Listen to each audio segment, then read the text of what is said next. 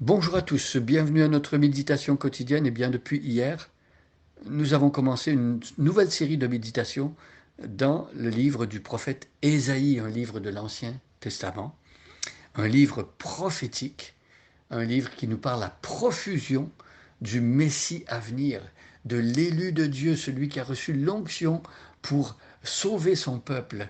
Dieu l'avait annoncé par ses prophètes et depuis des temps très très lointains. Le cantique de Noël, il est né le divin enfant, nous dit que depuis plus de 4000 ans, nous l'annonçaient les prophètes. Eh bien, Ésaïe est l'un de ces prophètes qui a annoncé la venue du Messie Jésus-Christ 7 siècles avant que Jésus vienne.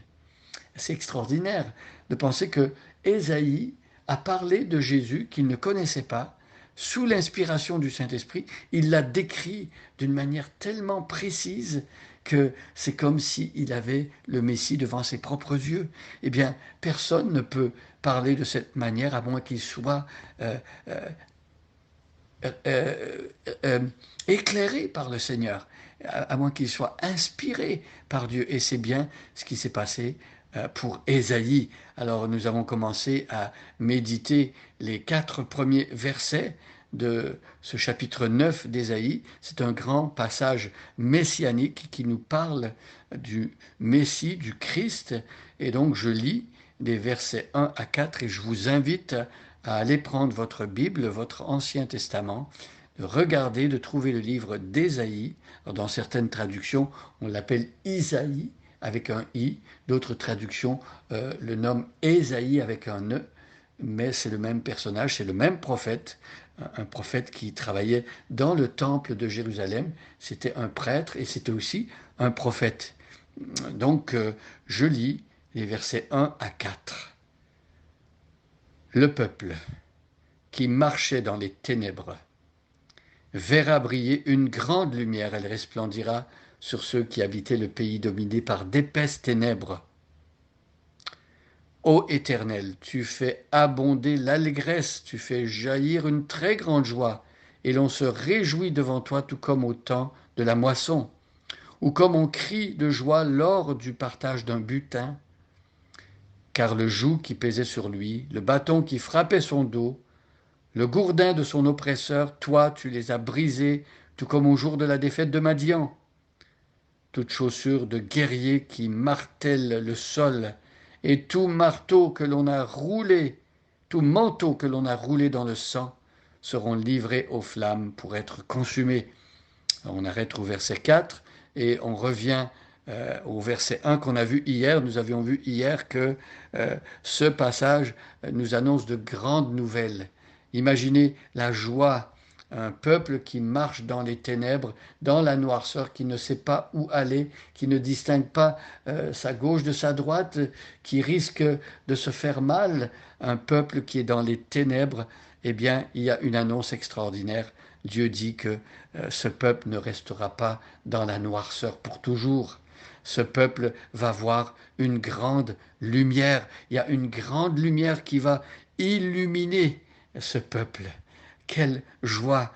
Ici, il est question du peuple d'Israël, mais toutes les nations, tous les peuples de la terre sont plongés dans les ténèbres jusqu'au jour où Jésus se révèle à ce peuple, jusqu'au jour où Jésus se présente et se montre. Jésus qui a dit plusieurs fois dans les évangiles, je suis la lumière du monde, celui qui croit en moi ne marchera pas dans les ténèbres.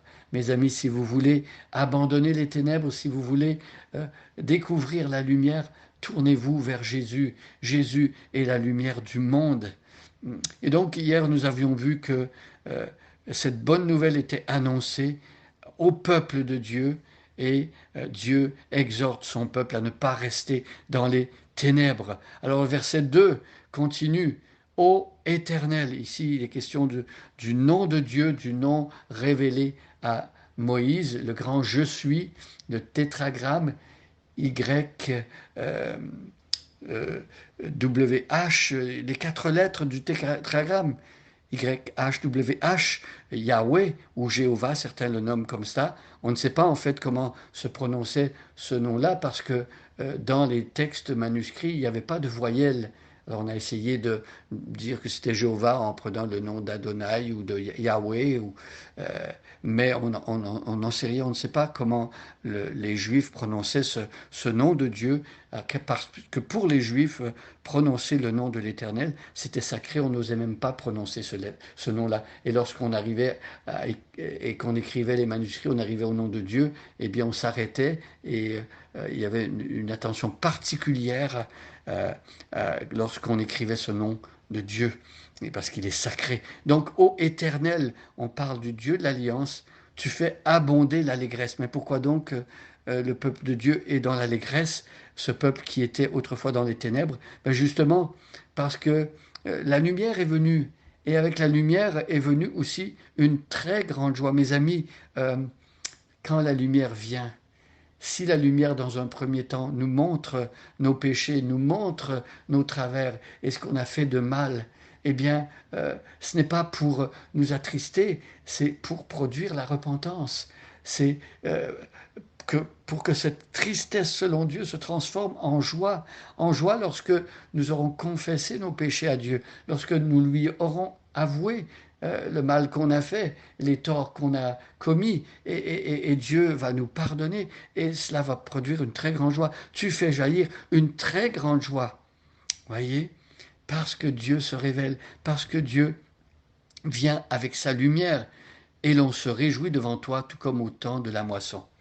Alors ici, euh, le Seigneur, par la bouche du prophète Ésaïe, prend un exemple connu du peuple à qui il écrit. Bien sûr que dans ces sociétés agricoles, le temps de la moisson, c'était un temps de grande joie. On avait beaucoup travaillé, on avait arrosé, on avait retourné la terre, on avait fait tout le travail qu'il fallait pour que le temps venu, il y ait une moisson. Et bien, quand la moisson arrivait, c'était une grande fête, c'était une grande joie, parce qu'on allait pouvoir se nourrir, on allait pouvoir mettre de la nourriture dans les greniers pour se nourrir toute l'année. Et bien, ici, euh, la joie du salut est comparée à cette joie-là. Et la joie du salut surpasse encore davantage cette joie de la moisson, puisque celui qui va nourrir son peuple, non seulement pendant une année, mais pour toujours, c'est le Dieu qui s'appelle dans le Nouveau Testament le pain de vie. Jésus a dit, je suis le pain de vie, celui qui mange, celui qui se nourrit de son évangile n'a plus faim et n'a plus soif, il est rassasié. Le Seigneur rassasie son peuple par son évangile, par sa parole. C'est lui notre pain, c'est lui qui nous donne la joie comme au temps de la moisson.